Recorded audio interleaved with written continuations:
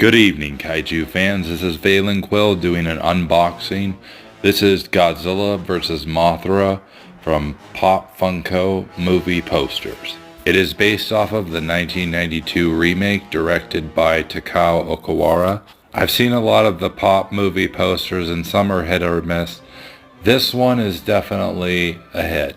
Hopefully Funko decides to make more posters based off of Godzilla films of the franchise. I would definitely like to see Godzilla vs. King Ghidorah. Compared to other Godzilla Funko Pops of the past, this one is definitely a step up and an upgrade.